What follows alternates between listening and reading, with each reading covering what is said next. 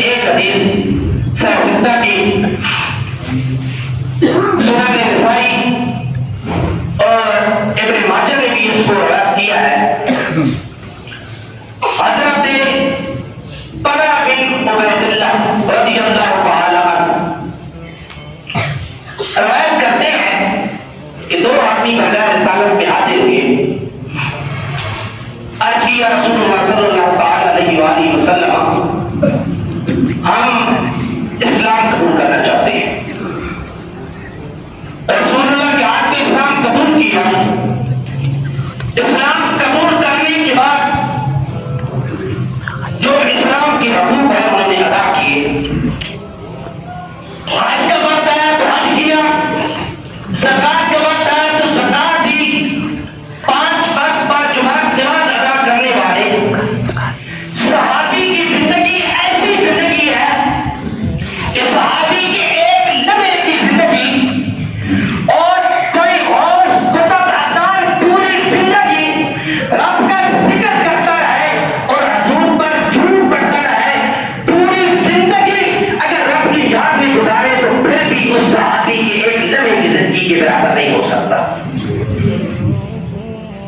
تو وہ صحابہ جنہوں نے کلاس فیلو اسلام کے حوالے سے, اسلام قبول کرنے سے حوالے سے دونوں بڑے نیکوکار, لیکن ان دونوں میں سے ایک تیز رفتار تھا نیکی میں. وہ دوسرے صحابی سے زیادہ اللہ رب العزت کا قربدار تھا, زکات زیادہ دیتا, فرض کے بعد نفل بھی زیادہ پڑھتا اور ہر وقت اللہ رب العزت کے ساتھ اپنی لو لگائے رکھتا. کیا ہوا کہ وہ جو سب سے زیادہ تیز تھا ان دونوں میں, نیکی کرنے میں, اچھے عمل کرنے میں, صحابی دوسری بھی تھے تیز لیکن اس کی ہم پلہ نہیں تھے. کیا ہوا کہ ایک عزلے میں وہ شامل ہوئے اور وہاں پہ انہیں شہادت کا روکا مل گیا, وہ شہید ہو گئے.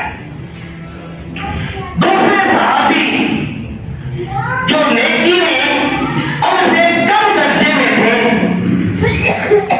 وہ 1 سال بعد اس دنیا سے انتقال کر گئے. حضرت طلحہ رضی اللہ تعالیٰ عنہ کہتے ہیں کہ میں نے خواب دیکھا کہ میں جنت کے دروازے میں کھڑا ہوں اور میرے وہ دو ساتھی جنہوں نے ایک دن اسلام قبول کیا تھا وہ بھی جنت کے دروازے میں کھڑے ہیں اور جنت کا فرشتہ بہ آتا ہے اور میرا یہ من چاہتا تھا کہ ہم تینوں میں سے سب سے پہلے ہمارا یہ دوست جنت میں جائے گا جو دنیا میں سب سے زیادہ نیک عمل کرتا تھا, جو ہم سے زیادہ تیز تھا. کہتے ہیں فرشتہ آیا اور ان دونوں میں سے جو نیکی میں دوسرے سے کم درجے میں تھے اس کو بلایا اور جنت میں لے گیا.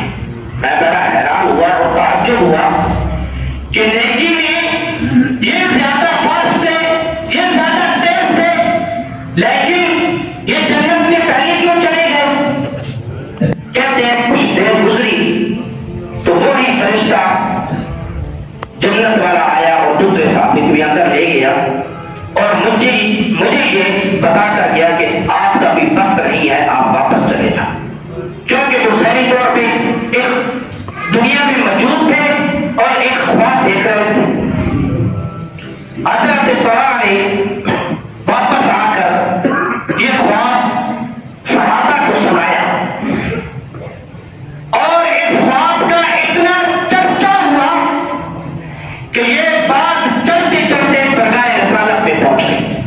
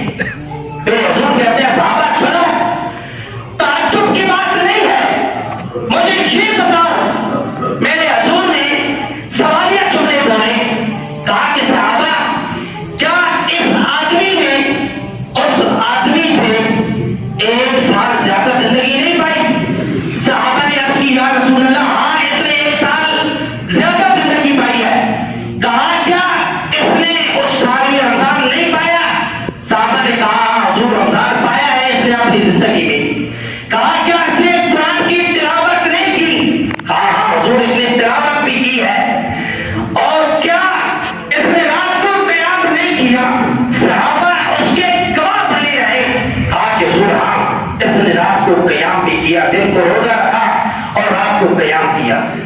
کہا کہ اے صحابہ، یہ روز ماہ رمضان کی برکت ہے اور اس کی فضیلت ہے کہ ایک سال زیادہ اس میرے صحابی کو ان سے زیادہ رمضان کا مہینہ ملا ہے.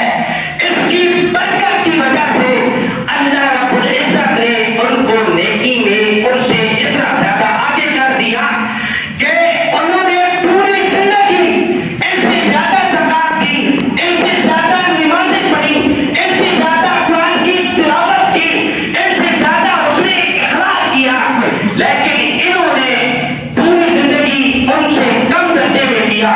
لیکن ایک رمضان کی وجہ سے اللہ رب العزت نے انہیں یہ مقام دیا، انہیں اس مقام سے سرفراز کیا کہ اس سے پہلے اللہ رب العزت نے ان کو جنت میں داخل کر دیا.